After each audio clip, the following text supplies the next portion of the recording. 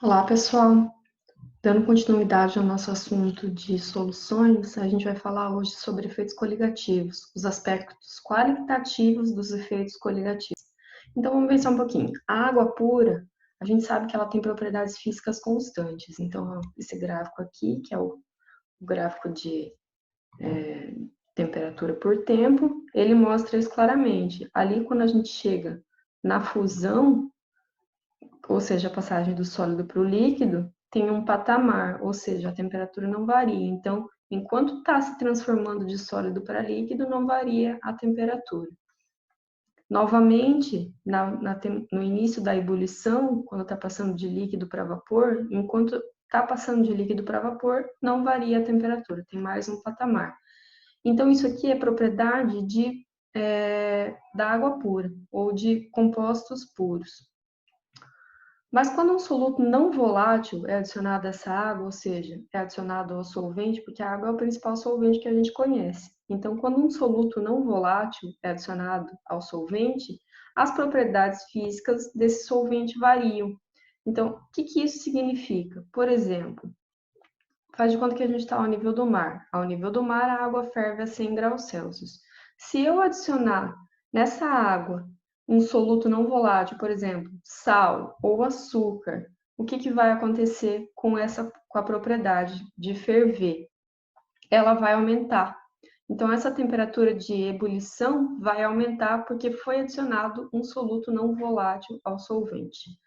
A variação está relacionada ao número de partículas dissolvidas, ou seja, a quantidade de soluto presente na solução.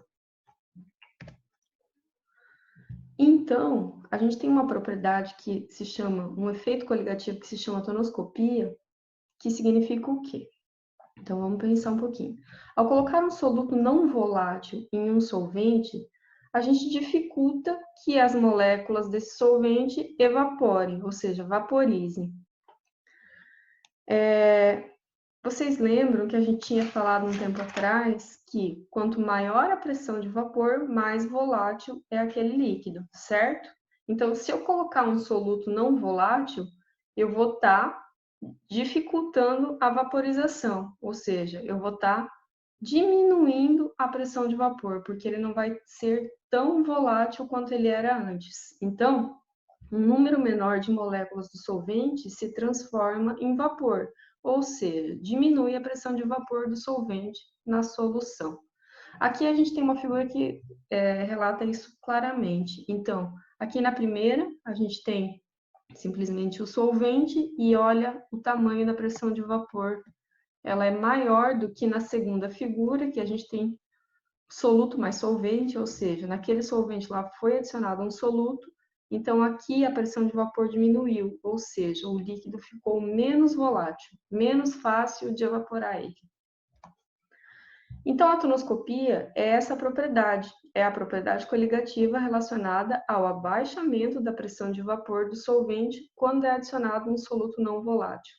Então, só para a gente recapitular, quanto maior a pressão de vapor, mais volátil é o líquido. Se eu adiciono um soluto não volátil, o que acontece? Eu dificulto que ele evapore, ou seja, eu torno ele menos volátil. Então, eu estou diminuindo a pressão de vapor. E isso é conhecido como tonoscopia. Esse gráfico aqui mostra bem isso. Então, quando o líquido é puro, a pressão ali no gráfico é maior do que quando é uma solução, soluto mais solvente. Quando foi adicionado o soluto, então a pressão diminuiu, que é a pressão de vapor. E quanto mais concentrada for essa solução, ou seja, quanto mais partículas do soluto tiver, menor vai ser a pressão de vapor do solvente, porque essas propriedades, esses efeitos coligativos, eles dependem da quantidade de matéria que tem de soluto e não de qual soluto que a gente está tratando.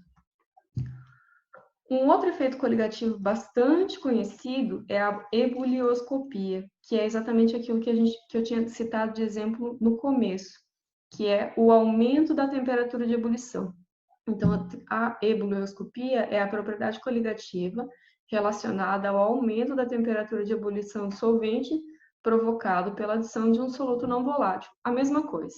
Então, primeiro eu tenho água. A água, se estiver no nível do mar, ela ferve, ou seja, ela evapora a 100 graus.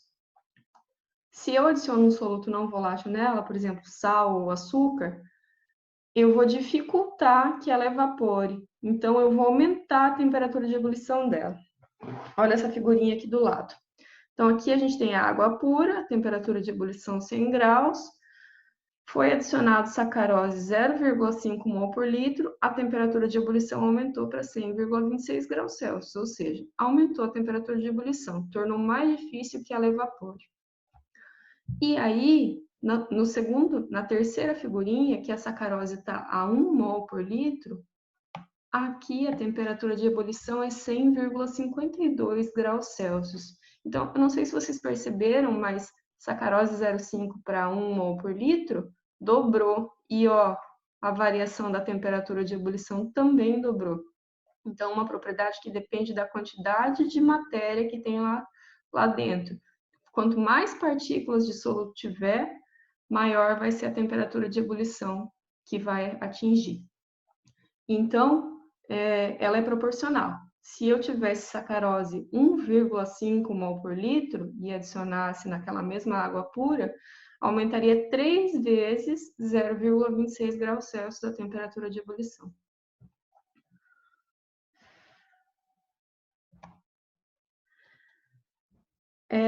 Não depende, esse aumento da temperatura de ebulição não depende de qual soluto eu estou adicionando, depende sim da quantidade que eu estou adicionando.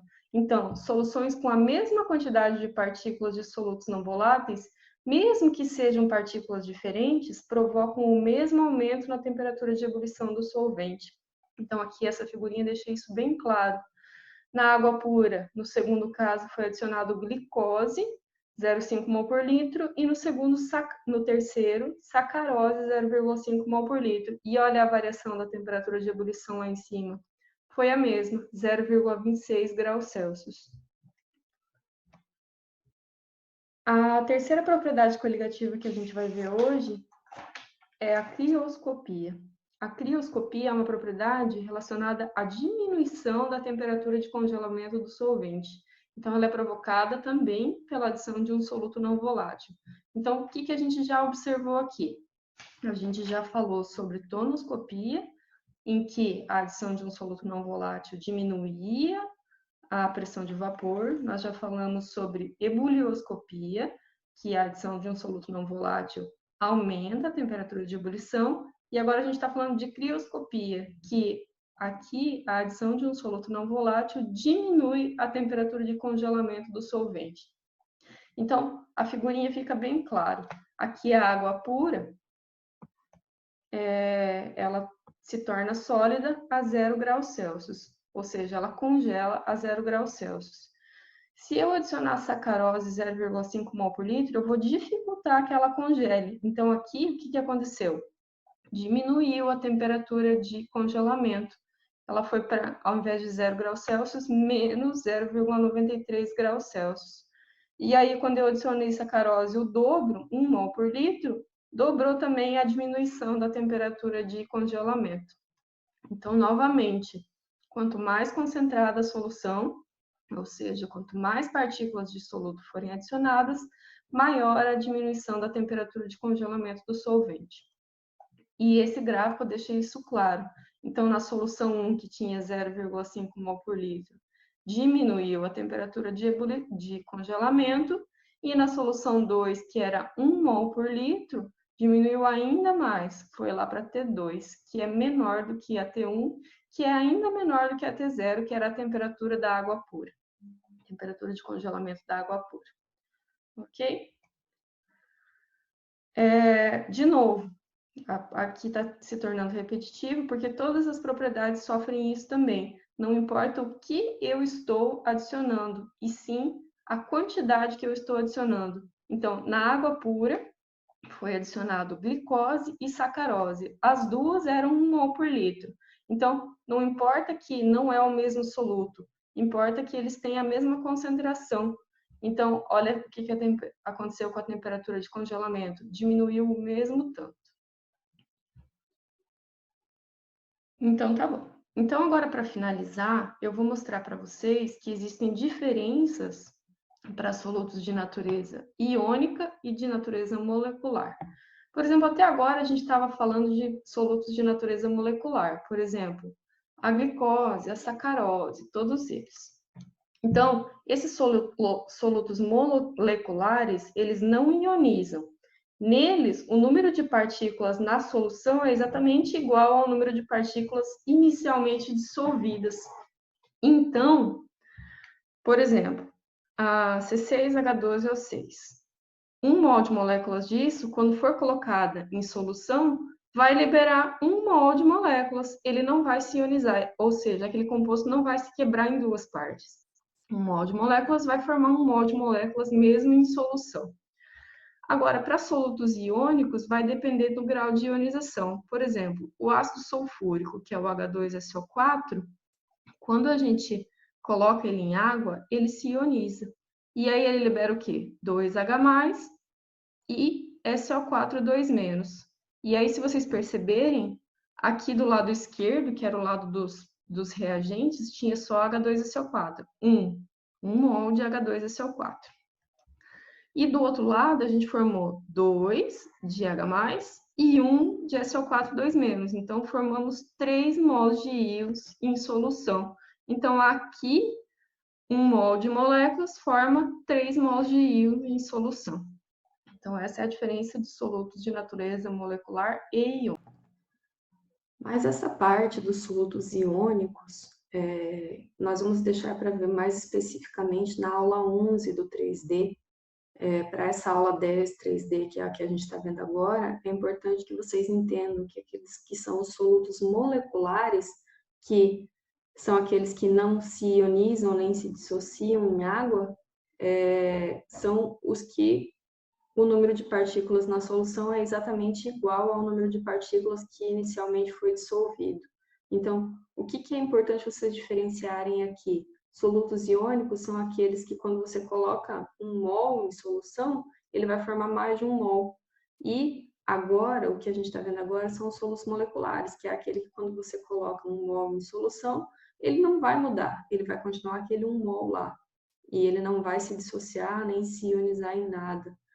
Principalmente os que se ionizam e se dissociam, que são os solutos iônicos, são os ácidos, as bases e os sais. Então, via de regra é isso. Ácidos, bases e sais são solutos iônicos e o restante são solutos moleculares, ok? Então, qualquer dúvida, vocês me procurem.